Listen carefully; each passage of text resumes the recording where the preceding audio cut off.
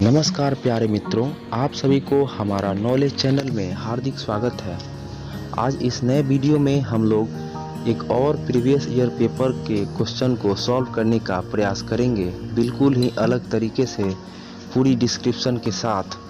तो बने रहें इस वीडियो में। प्लीज़ सब्सक्राइब करें, लाइक करें एवं बेल आइकन जरूर दबाएं। जब सरकार का कुल व्यय कुल राजस्व उधार से प्राप्त धन को छोड़कर से अधिक हो जाता है तो उसे क्या कहा जाता है? उसे राजकोषीय घाटा कहा जाता है। राजकोषीय घाटा में कुल खर्च से अगर हम कुल इनकम को माइनस करें तो राजकोषीय घाटा निकलता है, जिसे बजट डिफिसिट कहा जाता है। नेक्स्ट, वर्ष 1799 में महाराजा सवाई प्रताप सिंह ने किस भारतीय स्मारक का निर्माण कराया था? उन्होंने हवा महल का निर्माण कराया था। हवा महल जयपुर में है। अगर हम बात करें लेह पैलेस की, तो लेह पैलेस जम्मू कश्मीर के लद्दाख एरिया में पड़ता है। वहीं मैसूर पैलेस कर्नाटक के मैसूर में, तथा मात्तनचेरी एक स्थान है जो केरल के कोच्चि में पड़ता है, वहाँ पर है। सवाई प्रताप सिंह का उपनाम ब्रजनिधि है। उन्होंने जल महल जयपुर में बनवाया है। हवा महल के साथ साथ एक जल महल भी है जो जयपुर में है, उन्होंने ही बनवाया है। नेक्स्ट, आगरा में यमुना नदी के किनारे अपनी पत्नी मुमताज महल के लिए ताजमहल का निर्माण किसने करवाया था? शाहजहां। ताजमहल का निर्माण शाहजहां ने करवाया था। ताजमहल के वास्तुकार उस्ताद अहमद लाहौरी एवं उस्ताद ईसा थे। ताजमहल की वास्तुशैली फारसी, तुर्क, भारतीय एवं इस्लामी 4 प्रकार से परिपूर्ण थी। फारसी, तुर्क, भारतीय एवं इस्लामी वास्तुकला के घटकों का अनोखा सम्मेलन इसमें दिखाई पड़ता है। ताजमहल के पूरा होने के तुरंत बाद ही शाहजहां को अपने पुत्र औरंगजेब द्वारा अपदस्थ कर आगरा के किले में नज़रबंद कर दिया गया था। शाहजहां की मृत्यु के बाद उन्हें उनकी पत्नी के बराबर में दफना दिया गया था। वहीं पर 19वीं सदी के अंतिम तक ताजमहल की हालत काफ़ी जीर्ण शीर्ण हो चली थी। इसकी मरम्मत कर इसे 1983 में यूनेस्को विश्व धरोहर में शामिल किया गया। 1983 में वर्तमान में मथुरा में जो ऑयल रिफाइनरी है, उससे जो प्रदूषण निकलता है, इससे ताजमहल की काफ़ी क्षति हो रही है। नेक्स्ट,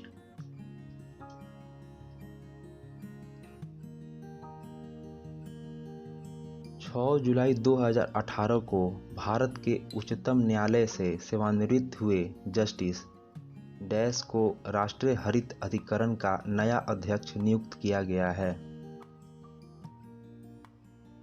आदर्श कुमार गोयल।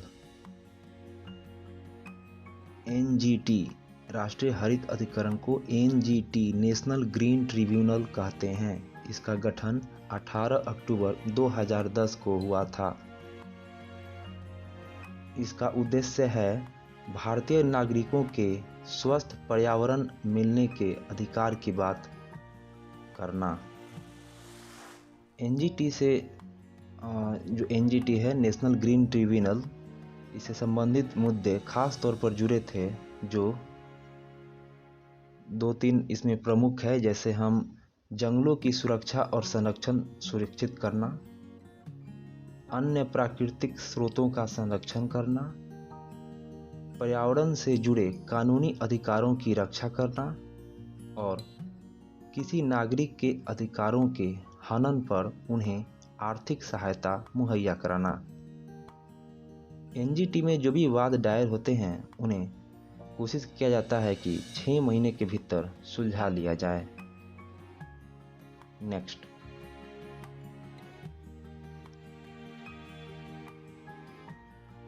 डैश ने फिनलैंड के हेलेंस्की में आयोजित 38वें जीबी मुक्केबाजी टूर्नामेंट में रजत पदक जीता। मोहम्मद हुसामुद्दीन इस रजत पदक को जीते थे। नेक्स्ट, भारत की सबसे लंबी नदी कौन सी है? भारत की सबसे लंबी नदी ब्रह्मपुत्रा है। इसका उद्गम कैलाश श्रेणी के दक्षिण मानसरोवर झील के निकट महान हिमनद से होता है। महान हिमनद। इसकी कुल लंबाई करीब 3000 किलोमीटर के करीब है। यह अपना मुहाना बंगाल की खाड़ी में गिराती है।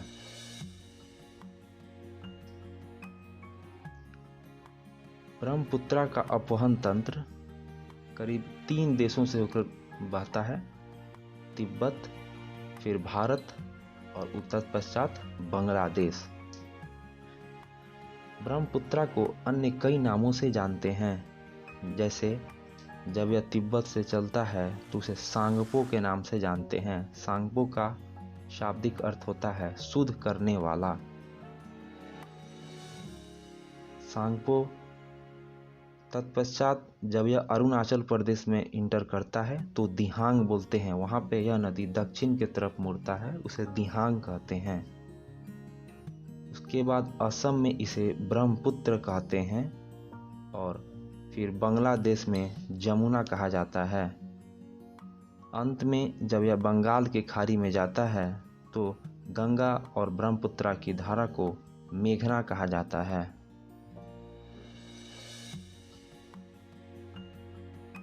अगर हम बात करें गंगा नदी, तो गंगा हमारे देश की राष्ट्रीय नदी है और इसकी कुल लंबाई 2510 किलोमीटर है, जबकि भारत में यह 2010 किलोमीटर के आसपास बहती है। इसका उद्गम गंगोत्री ग्लेशियर से है और यह अपना मुहाना बंगाल की खाड़ी में गिराती है।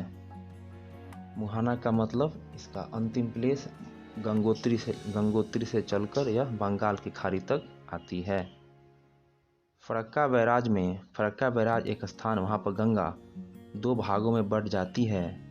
एक भाग हुगली और दूसरी भाग पद्मा कहा जाता है। हुगली पश्चिम बंगाल में और पद्मा बांग्लादेश में कही जाती है। गोदावरी महाराष्ट्र के नासिक से इसका उद्गम होता है। वहीं कावेरी कर्नाटक के कुर्गछार से उद्गम होता है। नेक्स्ट,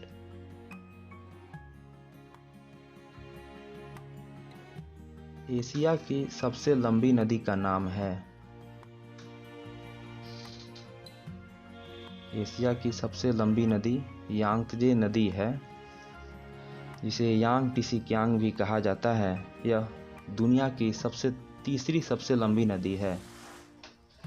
नील और अमेजन के बाद तीसरी सबसे लंबी नदी है। नील नदी दुनिया की सबसे लंबी नदी है। इसकी कुल लंबाई करीब 6690 किलोमीटर के आसपास है। वहीं यह अफ्रीका की सबसे बड़ी झील जो विक्टोरिया झील है वहां से निकलकर विस्तृत सहारा मरुस्थल के पूर्वी भाग को पार करती हुई उत्तर में भूमध्य सागर में गिरती है। अगर बात करें अमेजन नदी को, तो अमेजन नदी बहाव की दृष्टि से यानी आयतन की दृष्टि से विश्व की सबसे बड़ी नदी है और लंबाई की दृष्टि से विश्व की दूसरी सबसे बड़ी नदी है। यह एंडीज पर्वतमाला से निकलकर अटलांटिक महासागर में गिरती है, जिसकी कुल लंबाई करीब 6400 किलोमीटर के आसपास है।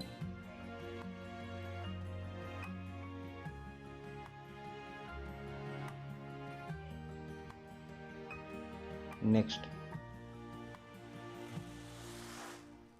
डैश को उनकी एक्सरे खोज के लिए 1901 में भौतिक में पहला नोबेल पुरस्कार मिला था। विल्हेम रेंटगेन जर्मनी के थे जिन्हें नोबेल पुरस्कार मिला था एक्सरे खोज के लिए। विलियम थॉमसन, इनका दूसरा नाम लॉर्ड केल्विन है, जो टेम्परेचर में केल्विन स्केल होता है, केल्विन स्केल, उनका अब उसमें अहम योगदान दिए थे उसकी खोज में। लुईस पास्चर दूध एवं शराब के संरक्षण की विधि में योगदान दिए थे, जिसे पास्चुराइजेशन भी कहा जाता है, और इसके साथ साथ वे रेबीज का एंटीडोट भी बनाए थे।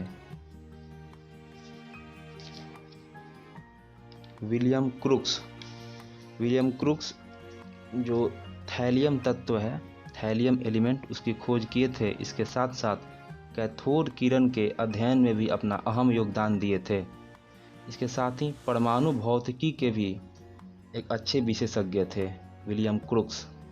नेक्स्ट, पियरे क्यूरी ने हेनरी बैक्वेरेल और अपनी पत्नी मैडम क्यूरी, जिसे मैरी क्यूरी, के साथ डैश से संबंधित खोजों के लिए वर्ष 1903 में भौतिकी में प्राप्त नोबेल पुरस्कार साझा किया था।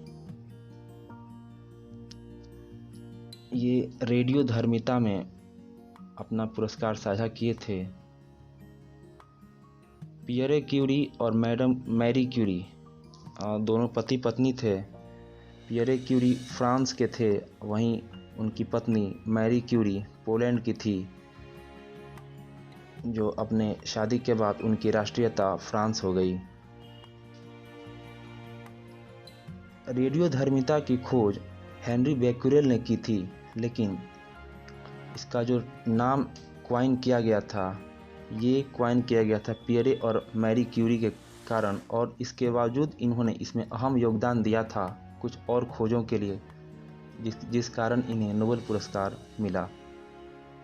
रेडियो सक्रियता या रेडियोधर्मिता, जिसे रेडियो एक्टिविटी कहते हैं, वह प्रक्रिया होती है जिसमें एक अस्थिर परमाणु अपने नाभिक से आयनकारी विकिरण आयोनाइज्ड रे के रूप में ऊर्जा फेंकता है। ऐसे पदार्थ जो स्वयं ही अपनी ऊर्जा निकालते हों रेडियोधर्मी कहलाते हैं। यह विकिरण अल्फा, बीटा, गामा एवं इलेक्ट्रॉन के रूप में होती है। इसमें खुद से रेडिएशन जनरेट होता है। नेक्स्ट, निम्नलिखित में से कौन सा विकल्प औपनिवेशिक काल में भारत के व्यापार की सबसे महत्वपूर्ण विशेषता थी?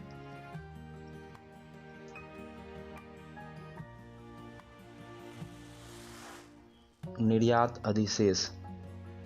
औपनिवेशिक काल में निर्यात काफ़ी ज़्यादा होता था। नेक्स्ट, अकबर के बाद सत्ता संभालने वाले उनके पुत्र सलीम को डैश का खिताब मिला, जिसका अर्थ है विश्व विजेता। सलीम को जहांगीर का खिताब मिला था। उनके पिता अकबर ने सूफी संत शेख सलीम चिश्ती के नाम पर अपने बेटे का नाम सलीम रखा था। नेक्स्ट, लॉर्ड कर्जन द्वारा प्रकल्पित विक्टोरिया मेमोरियल डैश शहर की चरमोत्कर्ष वास्तुकला का प्रतिनिधित्व करता है?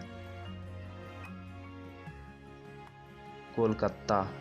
लॉर्ड कर्जन भारत में ब्रिटिश वायसराय थे, जो 1899 से 1905 तक रहे थे।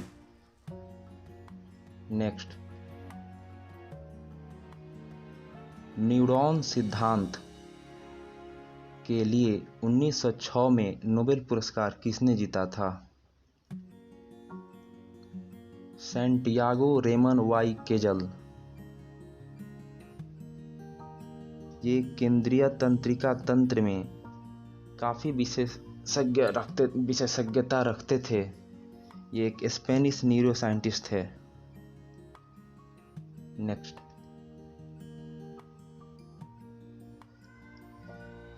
फिंच रेटिंग ने अपनी ग्लोबल इकोनॉमिक आउटलुक रिपोर्ट में 1 अप्रैल से शुरू होने वाले अगले वित्त वर्ष 2019-20 के लिए भारत के आर्थिक विकास के पूर्वानुमान को अपने पुराने अनुमान 7% से घटाकर 10% कर दिया है। नेक्स्ट 6.8%। नेक्स्ट, कौन सी नदी अधिकतम देशों से होकर गुजरती है?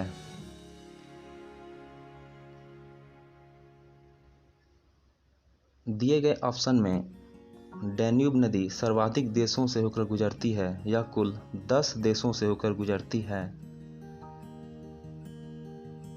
वोल्गा नदी यूरोप में सबसे लंबी नदी है। वहीं राइन नदी कुल 6 देशों से होकर गुजरती है तथा अमेजन भी कुल 6 देशों से होकर गुजरती है। नेक्स्ट, वर्ष 1975 से 1977 के बीच आपातकाल के दौरान भारत के प्रधानमंत्री कौन थे? इंदिरा गांधी। तत्कालीन प्रधानमंत्री इंदिरा गांधी थे, जो भारत की प्रथम महिला और अभी तक की एकमात्र महिला प्रधानमंत्री रही हैं। वे 1966 से 1977 तक लगातार 3 बार प्रधानमंत्री के पद पर रही हैं तथा अपने अंतिम कार्यकाल 1980 से 84 के बीच भी प्रधानमंत्री रही थी। इस दौरान 26 जून 1975 को उन्होंने आपातकालीन घोषणा तत्कालीन राष्ट्रपति फखरुद्दीन अली अहमद के द्वारा करवाया था। Next, the sun, the earth and the weather विषय के साथ 23 मार्च को विश्व डैश दिवस मनाया गया था। मौसम विज्ञान दिवस। 23 मार्च 2020 को जो मौसम विज्ञान दिवस मनाया गया था, उसका थीम क्या था? उसका थीम था जलवायु और जल, क्लाइमेट एंड वाटर। नेक्स्ट, वर्ष 1897 में इलेक्ट्रॉन की खोज किसने की थी? इलेक्ट्रॉन की खोज जे थॉमसन ने की थी। इलेक्ट्रॉन का आवेश ऋणात्मक होता है। नेक्स्ट, हुमायूं के उत्तराधिकारी डैश का जन्म हुमायूं के निर्वासन काल में हुआ था और वह उत्तराधिकारी जब 13 वर्ष का था तब उसके पिता की मृत्यु हो गई थी। वह अकबर था। हुमायूं के उत्तराधिकारी अकबर था। नेक्स्ट, विलियम क्रुक्स एक भौतिक रसायनज्ञ थे जिन्होंने डैश तत्व की खोज की और उसका नामकरण किया। इस प्रश्न को हम लोग पहले भी चर्चा कर चुके हैं। यह तत्व थैलियम था। थैलियम का परमाणु संख्या 81 होता है, 81। नेक्स्ट, फिनलैंड के हेलिंस्की में आयोजित 38वें जीबी मुक्केबाजी टूर्नामेंट में भारत के 3 कांस्य पदक विजेता थे। निम्नलिखित में से उनमें से एक नहीं है। दिनेश डागर। उसमें विजेता नवीन कुमार, सुमित सांगवान और सचिन सिवाच रहे थे, जो काफ़ी चर्चा में भी रहे थे।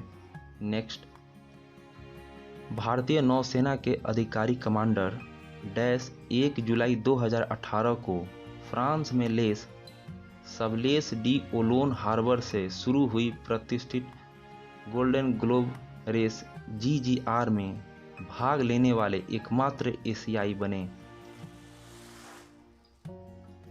अभिलाष टॉमी। ये करेंट का क्वेश्चन है। नेक्स्ट, डैशवें संवैधानिक संशोधन अधिनियम 2002 से भारत में सभी बच्चों के लिए मुफ्त और अनिवार्य प्राथमिक शिक्षा की व्यवस्था की गई थी।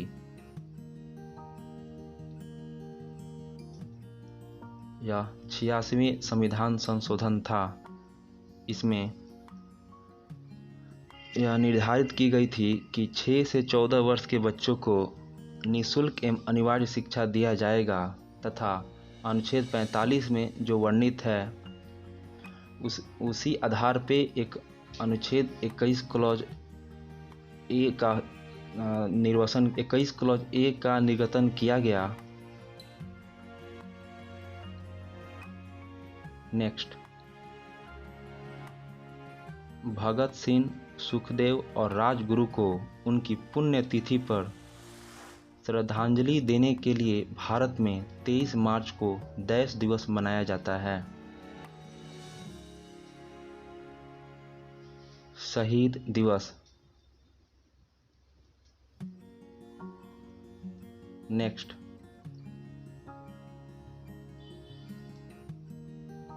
दिल्ली का लाल किला और जामा मस्जिद देश के शासन की वास्तुकला की विशाल उपलब्धियां हैं। शाहजहां ने दिल्ली का लाल किला और जामा मस्जिद का निर्माण कराया था। इसके साथ ही उन्होंने दिल्ली और आगरा का जामा मस्जिद तथा दिल्ली का लाल किला तो बनवाया ही था और आगरा का किला का भी निर्माण करवाया था। इसके साथ ही मोती मस्जिद का भी निर्माण कराया था।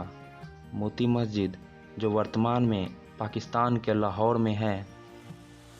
ध्यान रहे कि मोती मस्जिद जो दिल्ली में है उसका निर्माण औरंगजेब ने कराया था। धन्यवाद दोस्तों। अगर आपको वीडियो अच्छी लगे तो प्लीज़ सब्सक्राइब करें, लाइक करें एवं कमेंट करें। धन्यवाद।